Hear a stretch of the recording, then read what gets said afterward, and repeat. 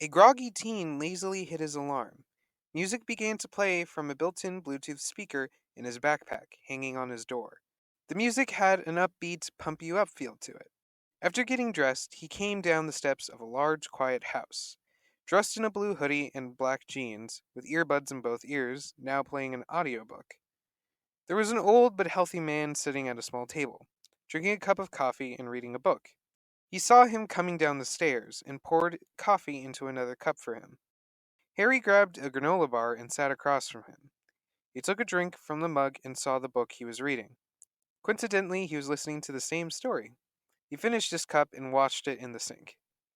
The grandpa looked up at him, contemplating whether he should talk to him, specifically about how different he's been lately. He has been out of the house for hours at a time. For as long as this kid has lived with him, he had never gone out unless it was to get something from the store. He spends most of the day either in his room listening to music or reading together with him in the living room. He says that he goes over to a friend's house, which would be normal for any other kid, but for Harry, that was downright strange. When he first started going out, his first thought was drugs, then quickly disposed of that theory. He had seen enough drug users to know that wasn't the case, and most importantly, he knew Harry. He asked him one night who he was hanging out with, and he said, "Just two people from school, Gramps." "And their names?" he said with a gruff voice. "Harry. Chloe and Joshua, but he likes to be called Josh." "Gramps. Chloe, you mean a girl?" "Harry. Don't get your hopes up, Gramps. Purely platonic, and going to stay that way." "Gramps. Fine, fine. Can I ask what you usually do when you're with them?" Harry had to take a few seconds to come up with a response. Gramps took note of this. Harry. "Oh, schoolwork and just hanging out." "Well, okay then. I won't keep you. Just be safe." Harry. "I will." Gramps felt confident that he was telling the truth about who he was hanging out with, but he knew Harry was hiding something. Or maybe he was just being paranoid. The thing was that Harry didn't hang out with anyone besides him. This was really good for him, so he was going to let his suspicions go. All he said was bye to Harry as he went off to school. Chloe woke up early to get her younger sisters ready for school. She made them breakfast, got them dressed, and made sure they brushed their teeth. She had been doing this same routine ever since she was 12. Luckily, she didn't have to get her sisters on the bus this time.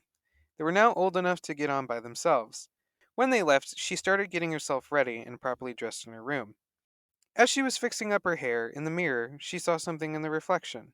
Underneath her cleaned up bed, there was a white duffel bag. She stopped what she was doing for a moment. She got to her knees onto the hard floor. She reached for the bag and slided it toward her and zipped it open.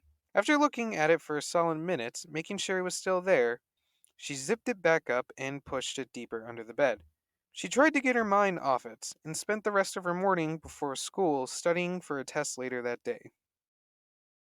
Joshua woke up to a silent, empty house. He was used to the quiet, but played a movie on the living room TV. He watched this movie 100 times before. He had the volume turned up high as he got ready around the house. Once he was dressed and had some breakfast, he turned off the TV. He headed outside with something attached to his waist. He opened up the shed in his backyard and pulled out one of his many swords. He also brought out a practice dummy. He took a few practice swings on the dummy with the metal blade. He lunged, he feinted a thrust, made over and underhand strikes.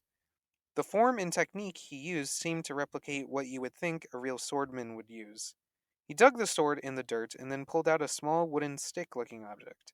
He then pressed a button and it became a full length bow staff. He took a few practice swings with this as well. He then put it back to its original shape and put it away. The last thing he would take a swing with was the item clipped to his belt. He took the metal object from his side.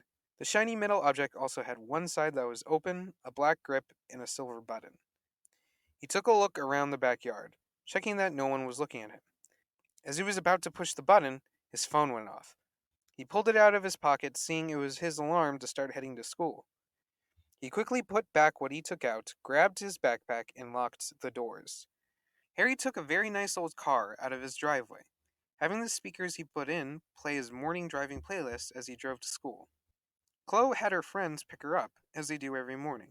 The car is filled with chatter the entire time as they drive to school. Joshua uses his bus pass as he hops on multiple buses to get to school. He plays on his phone as he waits for his next stop in the crowded bus.